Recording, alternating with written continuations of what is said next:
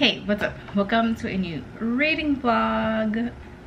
It is Saturday, March 21st, 4:50 p.m.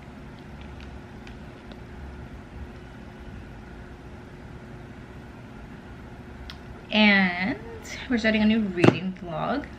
I was supposed to go out today, but my cramps had a different idea. Woke up with really bad cramps. I said forget that, so didn't go. I was gonna go to Barnes & Noble too. Anyways, okay, here's the deal. We're gonna be reading Sparking Fire Out of Fate by Brigid Kemmerer. This is the third and I believe final book in the Forging Silver into Stars. I believe the trilogy. Should be a trilogy.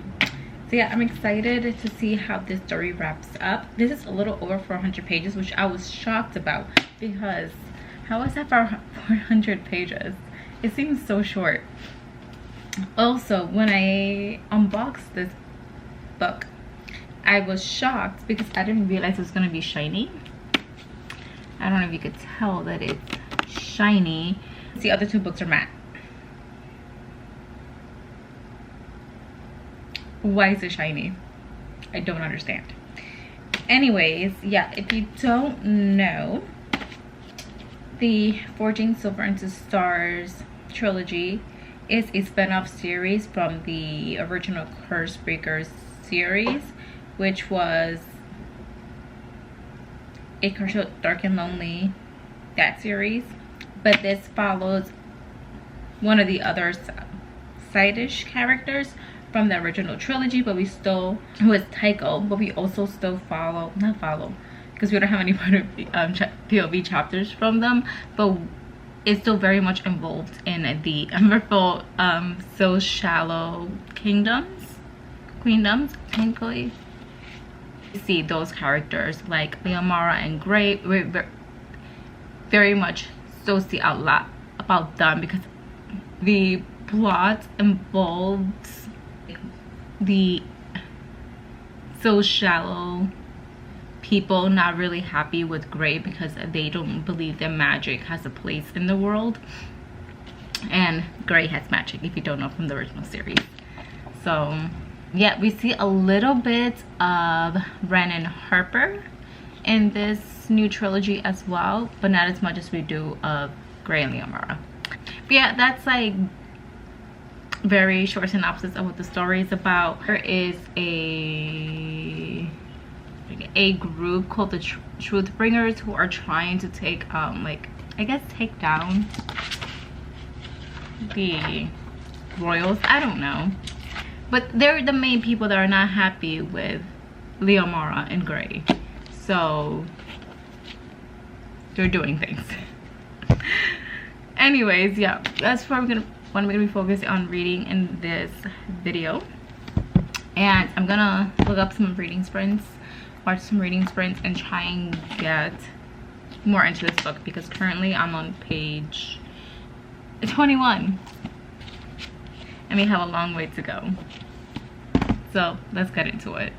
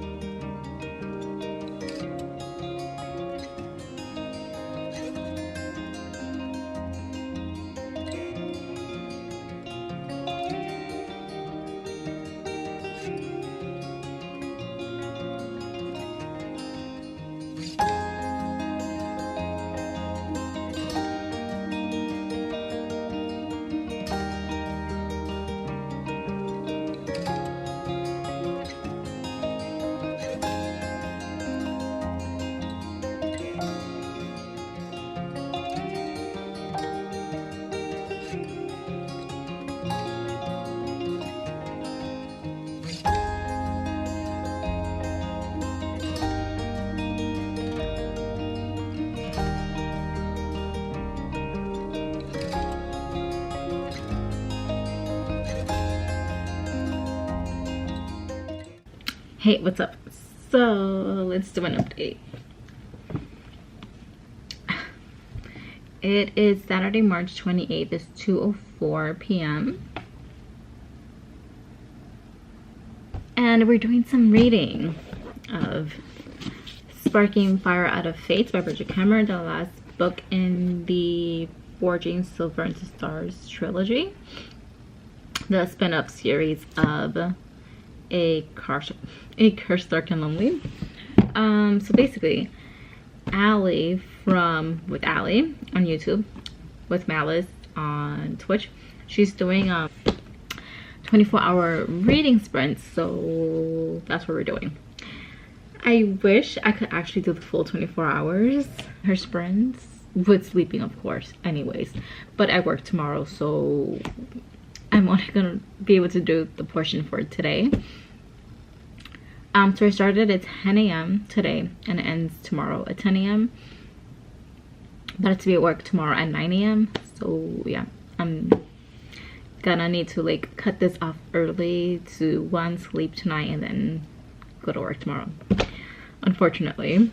But we're currently in a sprint, but let me show you. Actually,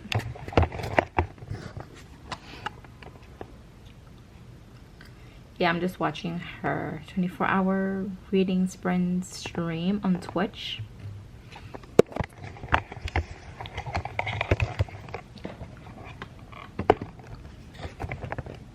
My main goal for today is to actually finish this book. Today I started off on page, 1 second, please hold. Okay, I found it.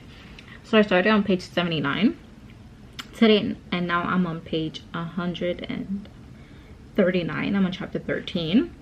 So today I read so far chapter 8, 9, 10, 11, 12. I read 5 chapters so far today, and page wise 138 minus 78. So far today I've read 60 pages. So, and we have, let's see how many pages there is in this book. There's 402 minus 138. So I have 264 pages left of this book. So let's see if we can do it. If I can finish this today. Let's do it. Chapter 13. Alec. Once Callan and Nora are gone, I'm pleased to realize that they took most of the tension with them. Servants silently enter the room.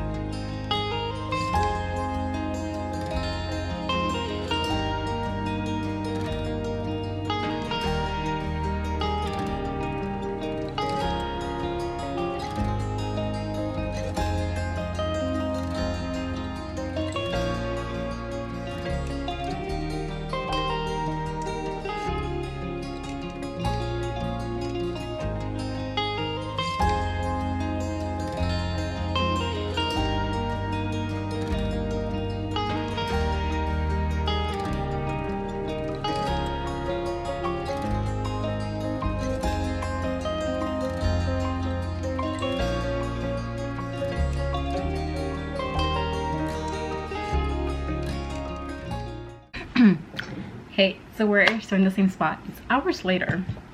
When the hell did I start this? When was the first clip? of the, I don't remember it. Anyways, it's currently 9:06 p.m. I'm still reading Sparking Fire Out of Fate. I'm currently on page 282. I'm on chapter 26. And okay, I showered a little bit ago, and in the shower I was thinking about like right now, like where I'm sitting rating wise for Sparking Fire Out of Fate. And I was like, I think I'm still sitting at a 3-star for this so far for what I've read. And I'm like, which if you have seen my other videos, you would have known that I've been rating like everything like the last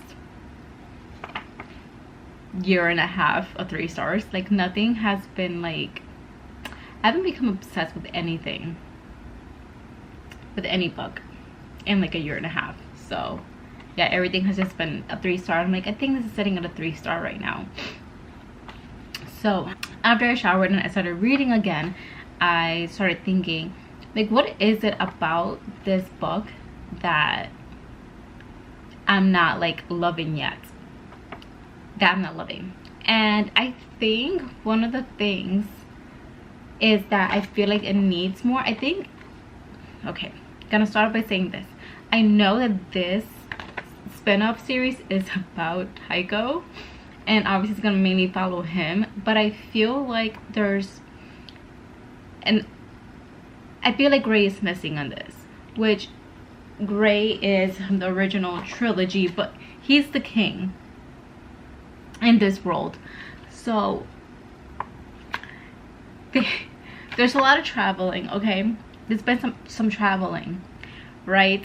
And there's things happening, there's things brewing, and Gray, from what I know, because we're not with him in this book, we don't follow his perspective, he has no idea what's happening. So I'm like, what are Gray and Ren doing back at Emberfall? Are they just sitting around having tea, eating cheese? Like, what's happening? Like, I don't know what's going on with them. And I feel like there should have been a character that stayed back in Emberfall that we are following the perspective in, so we can know what's going on in over there. Because right now we just really know what's going on over here, and what's going on over here we have no idea what's going on. No idea. But I know obviously that character couldn't be Jax, because obviously Tycho and Jax's relationship has to develop, and they need to be in the same space for that to happen. So I know that character couldn't be Jax, but I feel like they should have. I feel like that's what's missing. It's just knowing what's going on over here in Emberfall, because we know what's going on in Still Shallow and the border, but we have no idea what's going on in Emberfall. Like literally, I'm in my head I was like, what are they doing? Like, I'm just imagining them just like sitting around doing nothing. I don't know.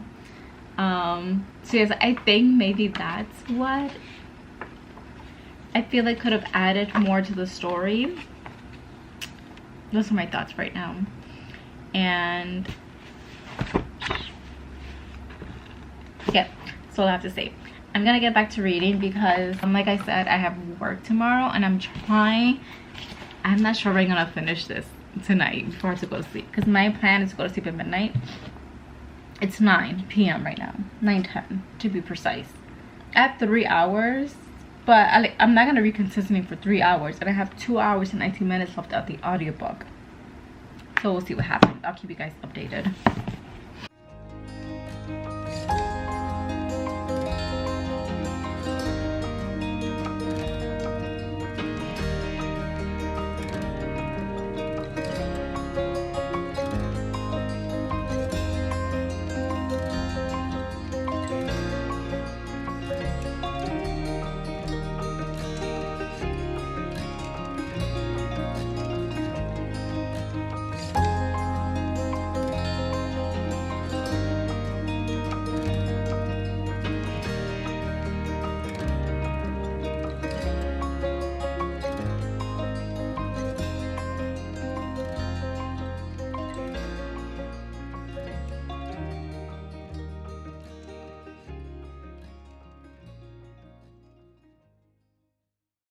Okay, so it is now Monday. I worked yesterday, unfortunately. Also, I don't have any internet. It's an outage.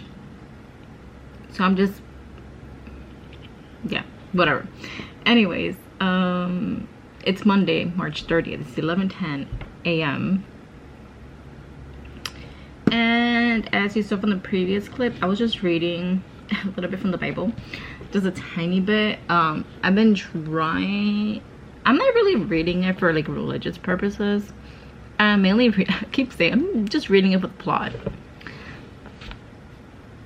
I did go to a Catholic high school and I did grow up Catholic, but I'm not really like practicing, you know.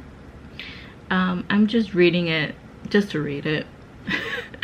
And there is some interesting stuff in there, like women were treated like property. I'm just gonna say that. That's what I feel like. Not like, no, definitely there's, I don't really want to get into it. Don't want to get too into it, but there are some questionable things in there. All I'm saying.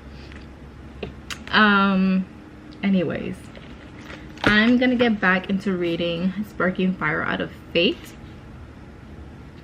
I am on page 355, chapter 36. I have less than, actually let's just do the math, because there's 402 pages in this book.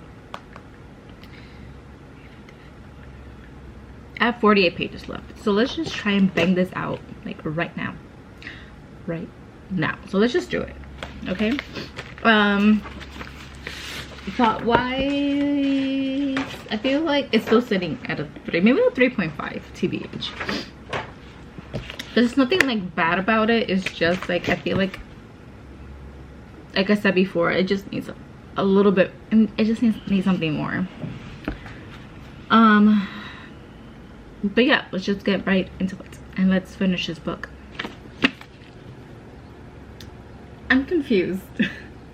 Okay, I think I'm gonna rate it 3.5, but I'm just confused about the ending because it kind of seems like there could be more, but I was assuming this was the last book in the series, because all her other series are trilogies, so I'm like, it's the third book, it's the last book, unless she meant to end it with like still a bit of a question mark at the end. I don't know. Okay, yeah, 3.5 stars. I did really enjoy being back with these characters and seeing like what happened next in this world, but yeah, I'm confused about the ending. I don't know, was this the end? I don't know. Is there gonna be another like spin-off series following somebody else where we get more? I have so many questions, and I might Google some things now because I truly thought this was the end. I don't know. Anyways, thank you. I think I'm gonna end this video. So thank you so much for watching.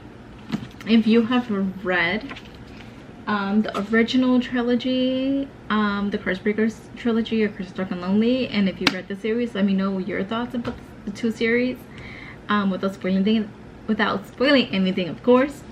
And yeah, again, thank you so much for watching, and I catch you guys here next time on Yari Arts Books.